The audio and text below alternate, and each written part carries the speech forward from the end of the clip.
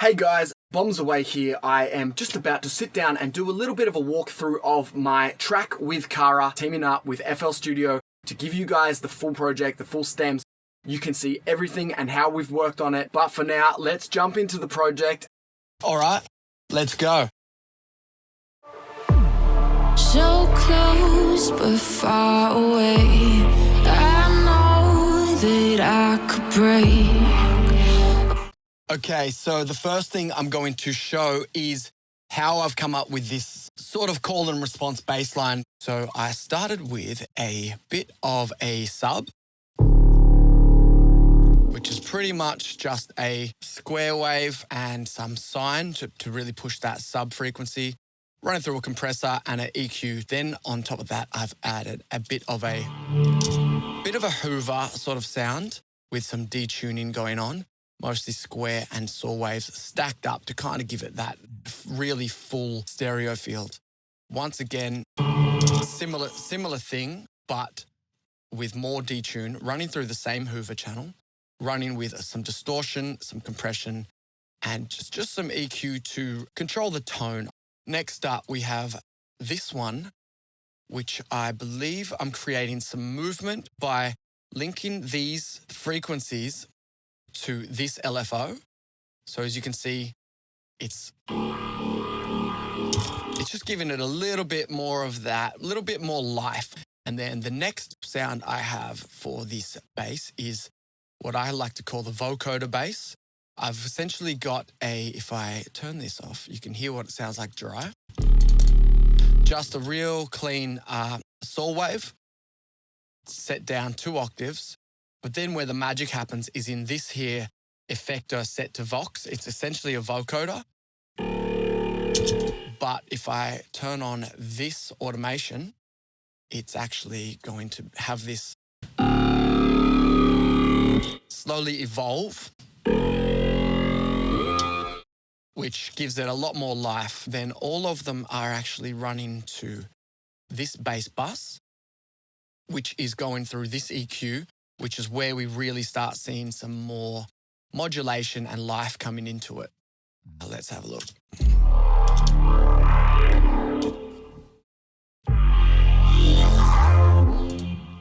After that, I'm running it through a Maximus, which is basically brick walling it, slightly different on each frequency. But what that's doing is recompressing these missing frequencies and helping it create this really alive sort of phasing effect. Next up, we've got this very simple bass pulse, but on top of that, I have some impacts down here, which is super simple. Just a little kick drum and a reverse and another kick drum. I'll run through this little siren because this LFO, I'll play it by itself. This LFO here, I've actually linked to that in the bass as well. So if I turn these on, you can hear with this LFO turned on too, the bass follows the same flutter.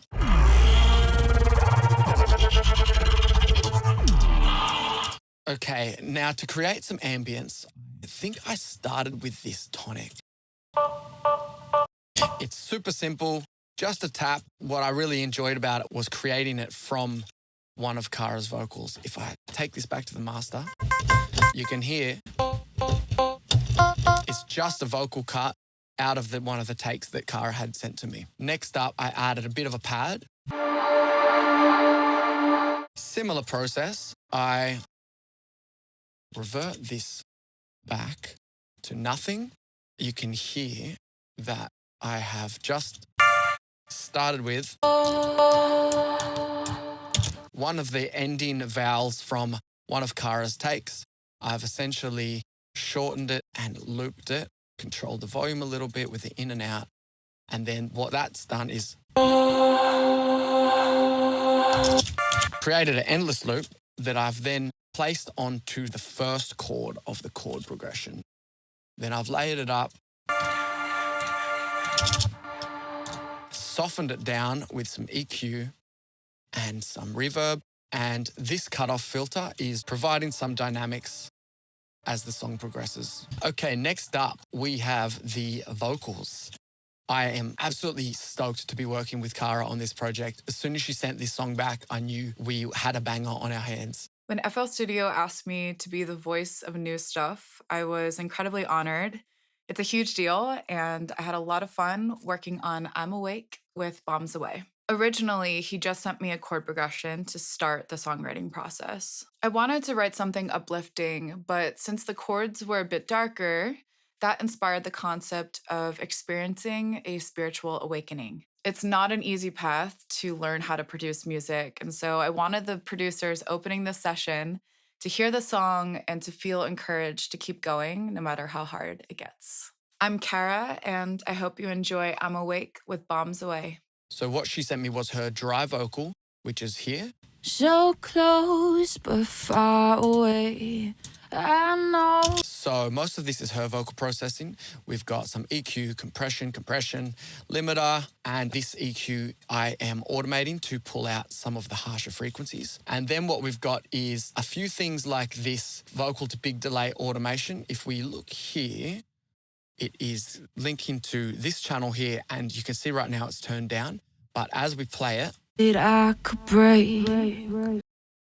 it creates that input signal and sends it to that channel. All that does is echo it out on those moments. But I really like the way this is set up. It really creates a lot of control.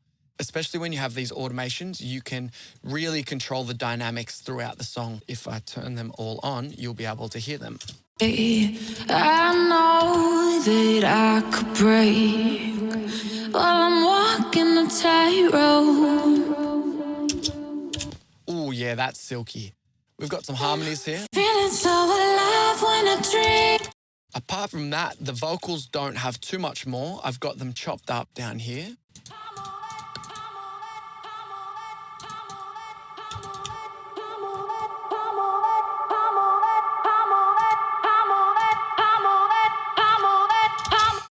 Just doing some automation throughout that build up to keep the vocal present, but I'm actually swapping the focus from the vocal to the lead at that point. If I play it all, you'll be able to hear how that happens.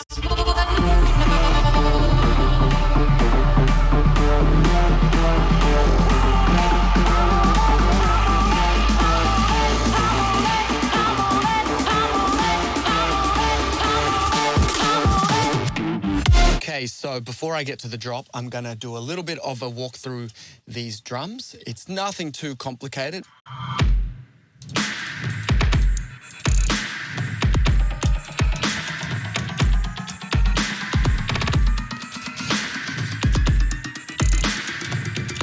Just your basic drum layout. Normally I'd write my drums in the sequencer, but this started out as the impacts and then I sort of built up from them. I wanted to use these sweeps. For this little rise in percussion, what we've got is just a simple bit of percussion with a little bit of a shuffle in the gain. We've got the swing on too, so that isn't playing as straight as it looks. Then after that, I've just got a pitch automation, slowly rising it up, adding a bit more energy. And I've duplicated that onto a vocal chop, which once again, I've chopped up from one of KARRA's vocals. It's doing the exact same thing. I've also got some pretty random panning happening here. So if we play it all together. Feeling so alive when I dream. Open up my eyes while I sleep. I'm awake for you. Okay, so we've got a basic kick and clap setup. Running through here. Nothing too fancy, little bit of compression, and this is probably boosting some frequencies and cleaning up some frequencies. After that, I am running to a drum bus, but I didn't set this up until later. Just adding a little bit of compression and gluing together these drums. Okay, next up we have the chords, which aren't doing much in the mix, but they are continuing the chord progression from the breakdown, which I think really helps join the song elements together within the arrangement. After that, we have the bass. which is a pretty basic setup. I've got this layer linking to these 3 channels. So we've got the sub, and that's running into a little bit of cleanup on the EQ, little bit of compression. And I wanted to keep some of that grit from that saw wave coming through on the low end. So we've got that, and then a limiter, just keeping it quite flat. So after that, we've got this bass layer, which is pretty much the same thing, but with the post-processing, it's really filling out that sort of lower mid-range, giving the track a little bit more punch, which I think is also assisted by this little bit of pitch automation at the start. If I turn that up, you can hear what it's doing. If I turn this up, you can really hear what it's doing. Let me undo all that. Good as new. After that, I have this layer, which is a brass sample that I've made myself just to add these gritty moments into songs.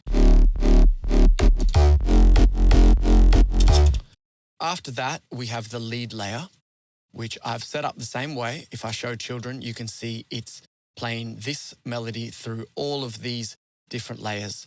So I think each layer itself is actually quite simple, but when you stack them up, they become quite a full sound. I'll run through the layers just quickly. Okay, this one we've got a pulse, a square, and some noise. All of the layers will have the exact same slide time. So when they layer up, the melody glues together. After that, I've got a very similar sound, just a bit cleaner, doing the same thing, following the same melody. After that, I've got another one that's got a lot more detune and a lot more stereo. So that one's giving a little bit more width to. Next up, what do we have here? This is one of my own samples. It's basically a brass sample that I chopped up, and I think I stacked it with a saw sample. It is going to some processing, not much, just some EQ and some distortion. After that, I've got another sample that I made myself. It's a percussion, I think. It might be made from Sakura. After that, I've got another saw wave that I've exported. I think I exported it with the pitch attack on it. Basically a Melbourne bounce sample. After that, I've got a little bit of white noise, and the reason why I have this separate, even though there's white noise in some of these other layers, I like to have a white noise layer separate so I can bus it to its own channel and control it independently when doing the mix. So after that, all 4 of these lead layers are running into this reverb channel, and this reverb channel is being automated by this automation just here. So if I play them both at the same time,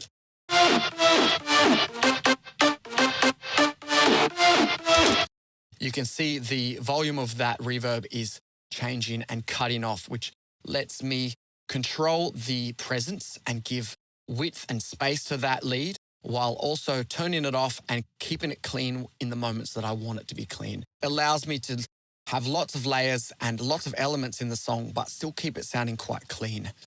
Now, speaking of clean, the point of these elements is actually the opposite. It's to give a little bit more grit and a little bit more texture to the rhythm. I think I've laid this out following the lead melody. It's very subtle when it's in the mix, but it just gives a little bit more textural feel to the drop, to the lead, makes it feel a little bit more realistic, I think. So now I think that's all the elements for the drop. If I play them all together.